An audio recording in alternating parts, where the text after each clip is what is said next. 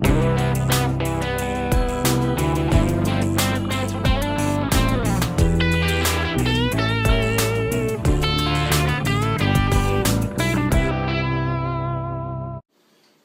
bienvenue aux capsules d'Alexis. Aujourd'hui, on prépare des muffins au son.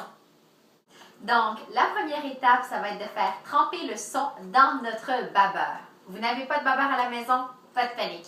Vous prenez du lait auquel vous allez ajouter un peu de jus de citron.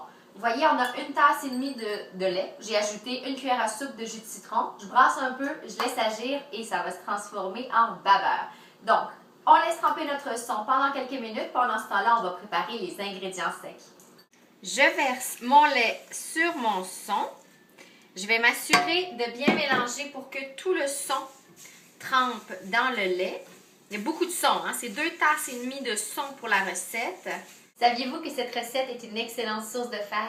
En effet, le son contient beaucoup de fer, mais en plus, on va ajouter de la mélasse qui, elle aussi, contient énormément de fer. Vous savez que le son de blé est constitué essentiellement de fibres, donc idéal pour la digestion. Alors, on ajoute les œufs. On va ajouter un œuf à la fois et on va bien brasser entre chaque addition. Donc, je mets mon œuf et je brasse.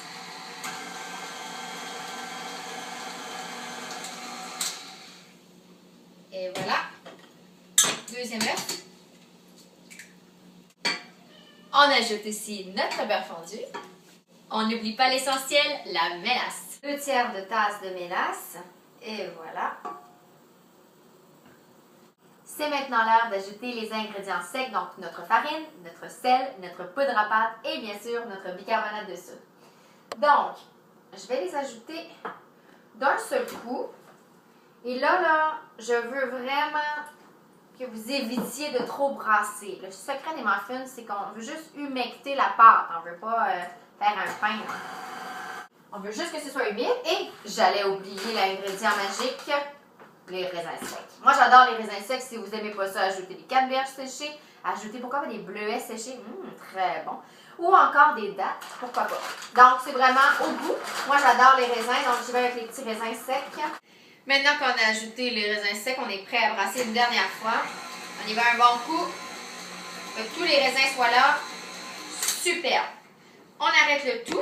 Et moi, j'utilise une cuillère à crème glacée. Il y a beaucoup de gens qui font ça. C'est très, très utile. Ça va très bien pour remplir les moules à muffins. On se retrouve à cette étape cruciale. Et voilà, on remplit nos petites caissettes à muffins.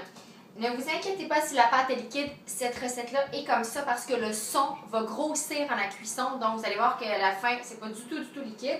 Mais la pâte est assez liquide, là. C'est pas une pâte qui est ferme, loin de là. Donc, on remplit les moules comme ceci avec une cuillère à crème glacée. Et voilà, on enfourne pour une vingtaine de minutes.